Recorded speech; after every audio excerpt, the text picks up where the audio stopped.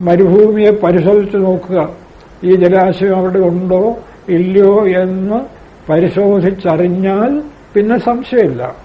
പിന്നെ മരുഭൂമിയേ ഉള്ളൂ, ജലം ഇല്ല. ഇതാണിവിടെയും.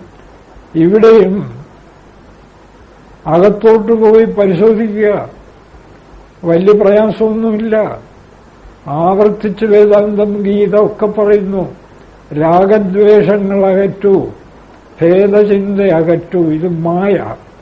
ഭേദചിന്തയും രാഗദ്വേഷവും മായ. അവയെ അകറ്റൂ. ഭേദദൃഷ്ടിരവിദ്യ. അവിദ്യ എന്ന് പറയുന്നത് ഈ ഭേദദൃഷ്ടിയാണ്.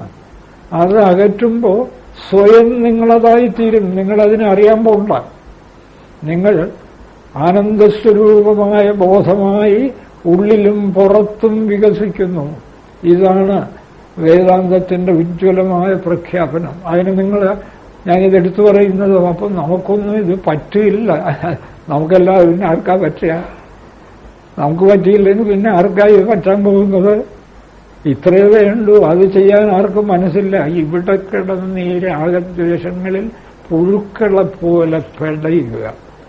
എവിടെ നോക്കിയാലും ഏത് ഗംഭീരനും കിടന്ന് പെടയുകയാണ്. വാസ്തവത്തിൽ ഈ സത്യം ഉറപ്പുവന്ന ഒരാൾക്ക് ഇവരെയൊക്കെ കാണുമ്പോൾ ചിരിയും സഹതാപവും തോന്നും. പാവങ്ങൾ. വാസിഷ്ഠം പറയുന്നത്, വിചാരം കൊണ്ട് സത്യം ഉറപ്പുവന്ന ആൾക്ക് ബ്രഹ്മ വിഷ്ണു മഹേശ്വരന്മാരോട് പോലും അനുകമ്പ തോന്നുമെന്നാണ്. എന്താ കാര്യം? പാവങ്ങൾ ഒരാളെ സൃഷ്ടിക്കാൻ ബ്രഹ്മാവ് രാപകൽ ശ്രമിച്ചുകൊണ്ടിരിക്കുന്നു. എന്തിനെ സൃഷ്ടിക്കുക? ഇവിടെ അങ്ങനെ സൃഷ്ടിക്കാനൊന്നുമില്ലേ? ആകെ ഒരു വസ്തുവേ ഉള്ളൂ. അങ്ങനെ അവർ കിടന്ന് സൃഷ്ടിസ്ഥിതി സംഹാരങ്ങൾക്ക് വേണ്ടി പെടയുമ്പോൾ ഈ സത്യം കണ്ട മഹാത്മാവിന് അനുകമ്പ്യാഭവന്ധ്യേതേ ബ്രഹ്മ വിഷ്ണു ഇന്ദ്ര ശങ്കരാഹ.